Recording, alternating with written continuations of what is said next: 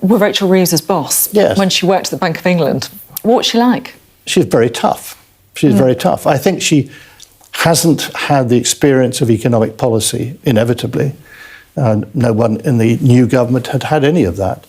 And that's, I think, the mistakes that have been made partly through presentation, through not being willing to come up with an overall plan for the whole Parliament in terms of public spending, what that means for taxes.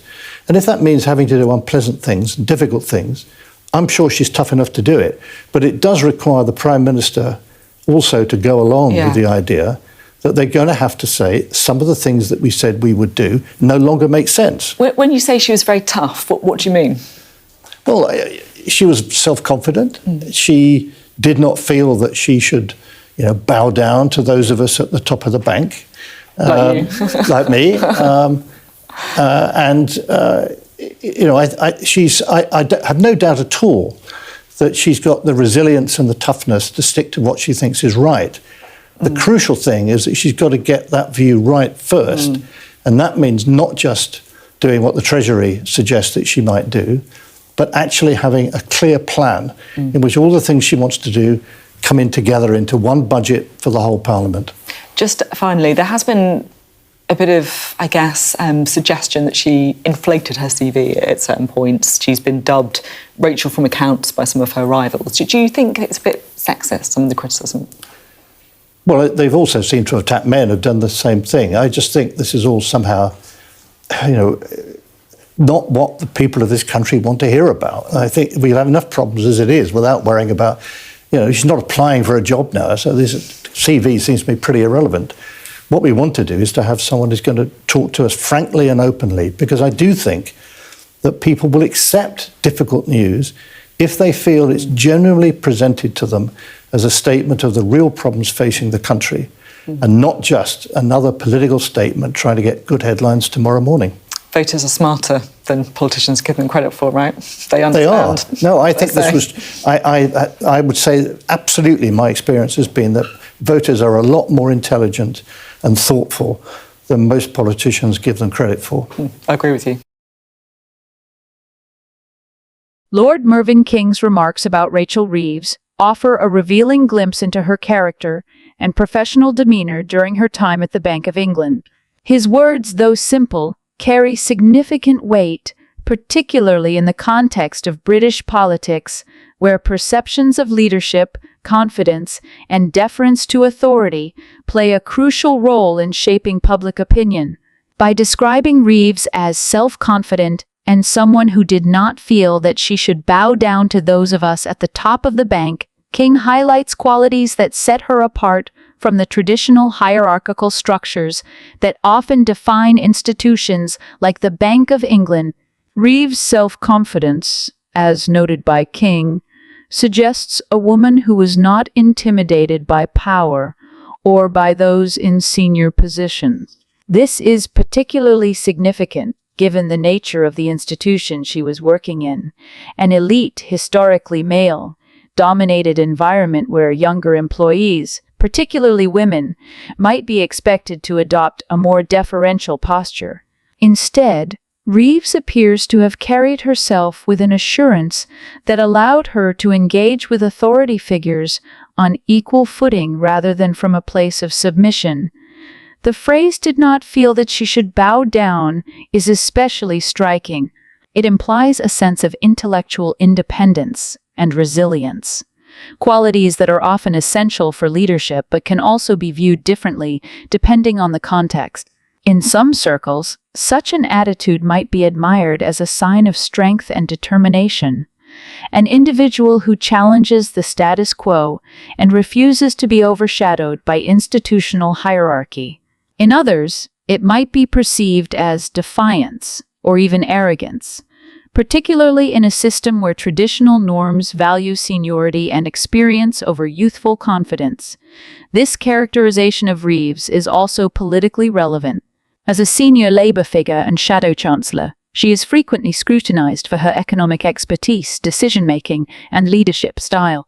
King's comments, whether intentionally or not, bolster the image of Reeves as a formidable and independent thinker, someone who is not easily swayed by authority and who possesses the confidence to hold her own in high-stakes environments. At a time when Labour is positioning itself as a government in waiting, such an endorsement of her personal attributes may strengthen her credibility as a leader, capable of navigating complex economic challenges without being unduly influenced by institutional pressures.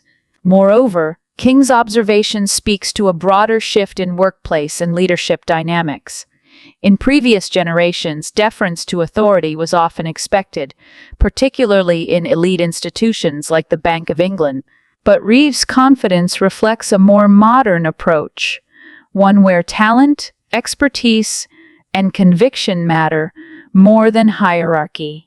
This aligns with contemporary expectations of leaders who must demonstrate not just technical ability, but also the courage to question and challenge established structures. Nigel Farage. Thank you, Madam Deputy Speaker. I have to say, as an elected representative of a very young political party, I watched this game going on between the two old parties and find it difficult to conclude that it's anything other than a complete and utter charade. And then we go on to the government, who tell us this has to be done because of legal uncertainty. But of course, there is no legal uncertainty whatsoever. And you know, you can shake your heads if you want, but you know I'm right. The ICJ has no jurisdiction over this whatsoever. So why are we doing it? Well, I guess, of course, post-colonial guilt, a government run by human rights lawyers.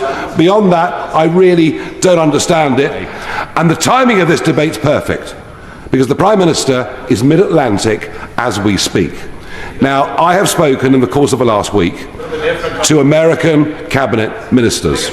Chagos is not especially high on the American agenda at the moment. I would love to see the American administration veto this terrible deal. But I'm not even sure then that this government will move its position. They are clearly hell-bent on giving away the Chagos Islands, whatever the risks to global security, whatever the risks to our own budgetary constraints. If that's the case, I would rather see America have the sovereignty of the Chagos Islands that are corrupt Mauritius. Why don't we, if we're going to give this up, let's sell, let's get a few billion quid for the Mauritius Islands, for the Chagos Islands. Mauritius has no legal basis, no legal claim, and you know what? Investment would come. The Chagosians could go back and get well-paid jobs. I want us to keep sovereignty, but if you're prepared to give away this country's interests, sell it to America, don't give it away to corrupt Mauritius. In the grand stage of British politics, where the weight of history collides with the urgency of the present, Nigel Farage steps forward once more as the defiant voice of a nation he believes is being led astray. His speech, sharp and unyielding, is not just about the Chagos Islands. It is about Britain itself, about sovereignty, about a government that, in his view, has lost its way in a haze of guilt and legal acrobatics. He does not merely question the decision to relinquish the islands. He dismantles it piece by piece, until all that remains is a damning portrait of a country willing to give away what should never have been on the table.